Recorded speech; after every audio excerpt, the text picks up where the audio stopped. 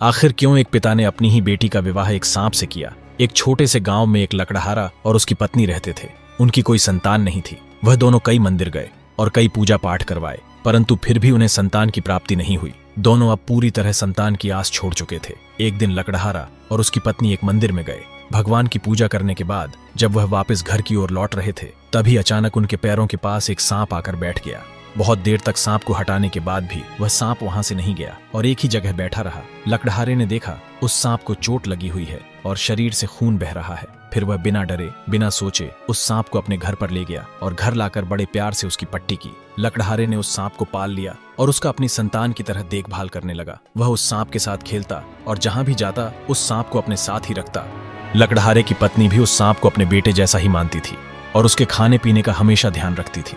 धीरे धीरे सांप बड़ा होने लगा। उसका शरीर अब लंबा और मजबूत हो गया था। लकड़हारा रोज उसे बड़े प्यार से खाना खिलाता और उसे अपने बेटे की तरह पालता। एक दिन शाम को लकड़हारा उस सांप को लेकर गांव के पंडित के पास गया। पंडित ने सांप को ध्यान से देखा, फिर माथे पर तिलक लगाकर बोला, यह कोई साधारण सांप नहीं है। यह तो किसी पुराने जन्म का कोई रहस्यमय प्राणी लगता है। इसका विवाह किसी सांप से नहीं बल्कि एक लड़की से होना चाहिए। यह सुनकर लकड़हारा हैरान रह गया, लेकिन वह अपने सांप बेटे के लिए कुछ भी करने को तैयार था। अगले ही दिन वह अपने बेटे के लिए एक लड़की की खोज में निकल पड़ा। वह एक गांव से दूसरे गांव गया, नगरों में खोजा, लेकिन कोई भी पिता अपनी बेटी की शादी एक सांप से करने को तैयार नहीं था। समय बीतता गया और एक दिन वह अपने दोस्त के पास गया और उसे पूरी बात बताई। लकड़हारे का दोस्त अपनी बेटी का विवाह सांप से करवाने के लिए राजी हो गया, परंतु फिर भी दोस्त कुछ पल सोच में पड़ गया। फिर उसने अपनी बेटी को बुलाया और कहा, बेटी, क्या तुम एक सांप से विवाह करने को तैयार हो? यह कोई साधारण सांप नहीं है, इसमें कोई रहस्य है। लड़की ने पहले तो हैरानी से पिता की ओर देखा, लेकिन फिर बोली, अगर यह सांप आपके लिए बेटे जैसा है तो मेरे लिए भी पति बन सकता है। मैं तैयार हूं।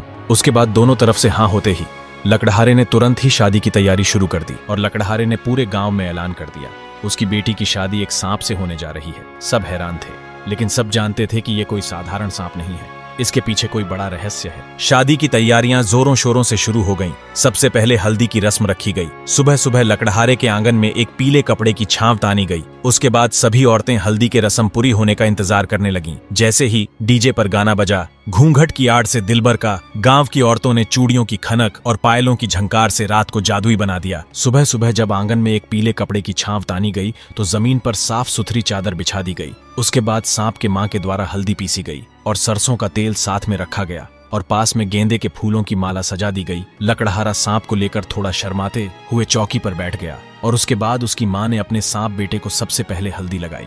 मां की आंखों में नमी थी। सांप की मां सोच रही थी कि कल तक जो लौट पोट कर जमीन पर रेंगता था, आज दूल्हा बन बैठा है। और तभी वहां एक बच्चा डरते डरते सांप को हल्दी लगाने आया और हल्दी लगाकर मुस्कुराकर बोला, बाऊजी, दूल्हा डरावना नहीं, प्यारा है। उसके बाद बच्चा हल्दी लगाकर अपनी मां के पास बैठ गया। फिर बारी बारी से हर रिश्तेदार ने मुंह पर से हंसी छुपाते हुए सांप को हल्दी लगाई। कोई गालों पर ज्यादा लगा देता तो कोई कान के पीछे भी रगड़ देता और बुजुर्ग औरतें एक कोने में बैठकर चाय की चुस्कियों के साथ गीत गा रही थी। हल्दी लगाओ रे, तेल चढ़ाओ रे, बन्नी का पूरा बदन चमकाओ रे। गीत गाने के बाद बुजुर्ग औरतें आपस में बातें कर रही थीं कि लड़की वाले कितने बजे आएंगे और एक दूसरे के साथ मजाक कर रही थीं कि लड़की बहुत सुंदर नागिन जैसी है, कहीं सांप दूल्हा देखकर डर ना जाए। तभी अचानक घर के छोटे बेटे ने आकर अपनी बड़ी मां को बताया कि मां, एक जीप आई है, लगता है लड़की वालों की ओर से सगुन आया है। यह सुनते ही सब बुजुर्ग महिलाओं की नजरें एक साथ गेट की तरफ मुड़ गईं, मानो समय वहीं थम गया हो। जीप से दो आदमी उतरे। उनके हाथों में मिठाई की टोकरी थी। एक बड़ा लिफाफा भी था जिसमें नारियल, साड़ी और कुछ जेवर रखे थे। वे सीधे बड़ी मां के पास आए और हाथ जोड़कर बोले, बहन जी, ये हमारी ओर से सगुन है। लड़की के बाबा ने कहा है कि जोड़ी बनी रहे हमेशा। बड़ी मां ने मिठाई उठाकर सारी बुजुर्ग औरतों को दिखाया और बोली, लड़की वाले बहुत सलीकेदार हैं। उसके बाद सांप की मां ने सांप की ओर देखा, जो अब भी अपनी जगह पर मौन बैठा था। वह अपनी मां के पास आया, हल्के से मुस्कुराया और धीरे से बोला, सब कुछ ठीक है। मां ने कहा, हाँ बेटे, सब कुछ ठीक है, बस अब सुबह का इंतजार है। सुबह होते ही गांव में ढोल नगाड़े बजे, घोड़ी सजाई गई और सांप को फूलों की माला और सेहरे के साथ दूल्हे की तरह घोड़ी पर बैठाया गया। अब लकड़हारे की ओर से धूमधाम से बारात निकाली गई। डीजे की धुनों पर गांव की सभी महिलाएं और पुरुष झूमते हुए नाच रहे थे। आगे बाराती, पीछे बैंड बाजा, नाचे गांव सारा। सजे सांप राजा, सांप दूल्हा, यह सब आनंद से देख रहा था। शाम होते ही बारात रवाना हुई। लोगों की भीड़ लग गई। इस अनोखी बारात को देखने हर कोई हैरान था। एक सांप की शादी, वो भी इतनी धूमधाम से। मंडप में लड़की ने हाथ में फूलों की माला ली और सांप के गले में डाल दी। विवाह मंत्रों के बीच वह रहस्यमयी सांप अब किसी दूल्हे से कम नहीं लग रहा था। शादी के बाद लड़की उस सांप की सेवा में जुट गई, उसे खाना खिलाना, उसे अपने साथ सुलाना।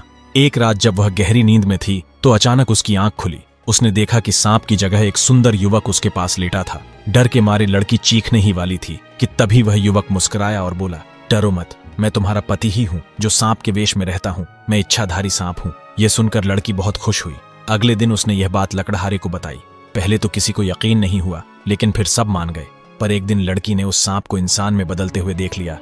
इंसान बनने के बाद वह सांप अपनी कैंचुली वहीं छोड़ देता था।